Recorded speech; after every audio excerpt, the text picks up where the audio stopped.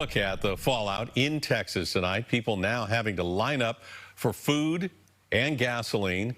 And because of the power outages, nearly 13 million people still don't have access to clean running water. Yeah, it is a crisis down there. It's so horrible to see what people are having to go through in this unprecedented event. Are they going to have any kind of relief anytime soon? Is it going to warm up? Yeah, it looks like the weather seesaw is going to shift in the other direction, or they're actually going to have above average temperatures by the middle of next week. So things are gradually going to thaw, but then they're just going to have to assess what's left. And this is a weird looking map, even for the middle of February. This is the National Snow Cover Map, just indicating how much snow is on the ground. And almost every state has at least some snow on the ground. In fact, there is one state that does not have any snow on the ground, and that is Florida. The Deep South, I mean, you don't see that much snow on the ground in Mississippi and Alabama very often. Texas and Oklahoma still dealing with this.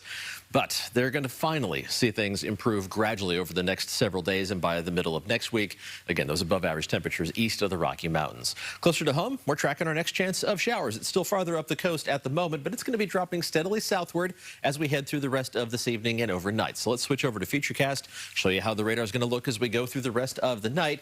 And it shows the showers trying to make a run into the North Bay already within a couple hours after the sun goes down, but a better chance of the showers making their way farther into Sonoma County and Marin County, Napa County as well. So we head towards about midnight. So still well north of the Golden Gate by then. After that, the showers steadily drop even farther to the south, towards the Golden Gate by about 2 o'clock in the morning. Looks like rain chances in the city and in the East Bay are going to peak right around 4, 5, 6 o'clock in the morning. I would anticipate, if you're somebody who still has to commute, that the roads are at least going to be damp, if not flat out wet, when you're making your way out the door Friday morning. Those showers are going to make their way farther inland and dissipate as we head towards mid-morning. So around San Jose, farther inland in the East Bay, around Livermore, you're going to be seeing very limited chances of anything more than a trace of rainfall, maybe a couple hundredths of an inch of rain. And then this activity should quiet down as we head towards noon on Friday. But another round of showers is going to move through tomorrow night. And that might drop just a little bit more for those spots farther inland. Overall, though, we're talking about a few hundredths of an inch of rain for San Jose. Farther north, in the North Bay around Santa Rosa, maybe a quarter inch. Same thing for Half Moon Bay, where you always get a little more squeezed out.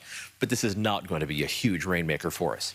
We'll take what we can get. Right now, looking outside, the clouds are still gradually thickening. Makes for a pretty sunset. Temperatures are still in the 60s inland, with 50s in the city and also 57 degrees Santa Rosa, where the clouds have thickened up a little earlier.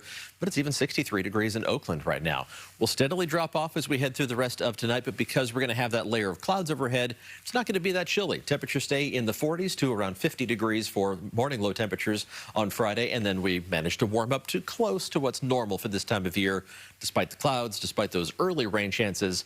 Few peaks of sunshine trying to glimmer through as we head through Friday afternoon. So temperatures reach the mid-50s along the coast, upper 50s to around 60 degrees around the bay, and then a little farther into the 60s farther inland, where you're not going to see as much of that rain.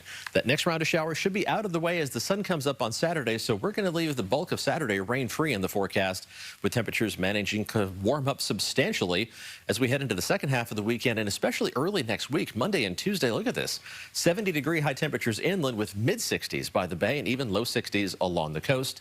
Unusual for late February. I'll have a longer look at Futurecast. We'll check out Friday night's shower.